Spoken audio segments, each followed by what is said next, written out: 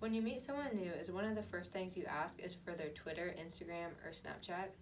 We are all guilty of it. Social media is becoming overused and improperly used, creating a problem in our lives. This speech has a lot of relevance in today's society. Our world now revolves around technology. We are born into a millennial age group. We're being brought up with it. I have gathered facts and information from studies completed as well as published articles to give this speech of my best knowledge. The main point I'm going to cover today consists of how the overuse of social media impacts us socially, through sleep deprivation, and mentally. We are able to manage how much time we are spending on the sites. It is when we overuse social media it becomes harmful to us. By spending a large amount of time on social media, it has impacted the social skills of today's generation. There is no need for face-to-face communicating when they can do it all online. 3 billion people, around 40% of the world's population, use online social media, and we're spending an average of 2 hours every day sharing, liking, tweeting, and updating on these platforms, says Brown. It creates a distraction when there is face-to-face conversation being exchanged. You can find most people still involved with their phones instead of the conversation. In my survey, the question was asked, in what way would you consider social media to have impacted your life? One student replied that it mentally and socially makes us think differently of people and ourselves. There's no question people are missing out on very critical social skills. In a way, texting and online communicating, it's not like it creates a nonverbal learning disability, but it puts everyone in a nonverbal disabled context where body language, facial expression, and even the smallest kinds of vocal reactions are invisible, says Imke. Part of healthy self-esteem is knowing how to say what you think and feel even when you're in a disagreement with the other people where it feels emotionally risky, says Dr. Steiner. Social media is affecting the body in many ways even when you think nothing of it. Social media has an impact on your sleep duration. The more you use it before you're going to bed, the more it will impact your sleeping habits. Research has found that this can inhibit the body's production of the hormone melatonin, which facilitates sleep, and blue light, which is emitted by smartphones and laptop screens. It is said to be the worst culprit. In other words, if you lie on your pillow at night checking Facebook and Twitter, you're headed for a restless slumber, says Brown. The average person needs anywhere from 7 to 9 hours of sleep a night. According to Cleveland Clinic in 2017, sleep deprivation can affect your appearance. Over time, it can lead to premature wrinkling and dark circles under the eyes. How often they are logged on rather than the time spent on social media sites was a higher predictor of disturbed sleep, suggesting that obsessive checking, Brown says. A lack of sleep causes an increase of the stress hormone cortisol in the human body.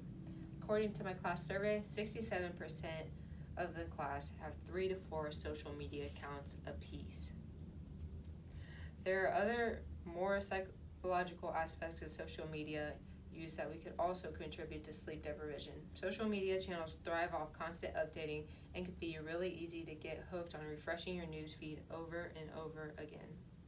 Because there's always something new for you to look at, whether it's a controversial political post or a mouth-watering recipe video, says Berkey. The fear of missing out is anxiety that an exciting or interesting event may currently be happening elsewhere, often aroused by posts seen on social media websites. Not everyone realizes that source of their depression is coming right from the palm of their hands. People who overuse social media are found to report higher symptoms of depression, lower self-esteem, loneliness, and greater body image issues. A 2016 study by researchers at Penn State University suggests that viewing other people's selfies lowered self-esteem because users compare themselves to photos of people looking their happiest, says Brown. Body image is something that both men and women struggle with. Images are posted all over social media daily. Constantly seeing other people happy with a nice body, etc., causes others to question themselves and their appearance. People who regularly use platforms like Facebook, Twitter, report high levels of stress, says Peterson.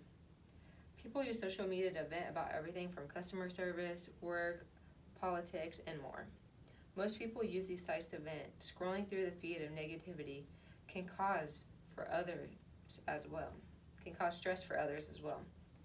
Depressive symptoms such as low mood and feeling of worthlessness and hopelessness were linked to quality of online interactions. Researchers found higher levels of depressive symptoms among those who reported having more negative interactions, said Brown. From my class survey, 80% of the participants stated that they think social media affects their mood. We've discussed the consequences of overusing social media. Now let's discuss the solution. People are overall happier and more productive with life when they limit their social media usage. University of Pennsylvania study concluded limiting social media use to just 10 minutes per platform can have drastic effects on our perceived well-being. For some, 10 minutes on Facebook a day might sound like the death sentence, but it's a small price to pay to feel happy versus lonely, says Davis. It may feel weird or impossible at first, but once you start it will become a normal thing. You can start your limitations at any rate and slowly or quickly work down as you please. Phones now have the capability of putting a limit to your social media use. It also will tell you how much time you spend on each site. You can set a limit and it will lock you out of your account until the next day. Social media is a great source for many things, but when the time spent on it has a limit. Social media has come a long way over the years and is only going to continue to grow. It plays a large role in our world and is never going to go away. And now, it is now not only for the leisure, but also a large impact in our professional settings. Social media can have good intentions. It is when we take advantage and overuse it when it starts to harm us. It is something that is always going to be a part of our lives, so it's time that we learn how to manage/limit our time spent on it so it doesn't impact us in negative ways. I challenge you all to spend the next week limiting the amount of time you spend on your social media accounts. At the end of the week, evaluate your week and overall feelings. If you really want to challenge yourself, stay off your social media accounts for the whole week. You will be surprised how it affects you. For my visual aid, I made a PowerPoint of 2 charts. The first one is showing the average daily time spent on social media and the age groups within it. Overall, total, we spend 2.59% of our day on social media. The highest group is the age ranging from 16 to 24. They spend 3.34% on social media. And the lowest is the age group of 55 through 64. They spend 1.48% on social media in a day. The next chart is ranking the different platforms of social media, how many people use them overall, and which ones are more used, obviously. Facebook is coming in at 1 with 2,006 million followers. Then there's more like Instagram has 700 million, Twitter 328 million, etc. That just kind of puts into perspective of how many people are using these sites.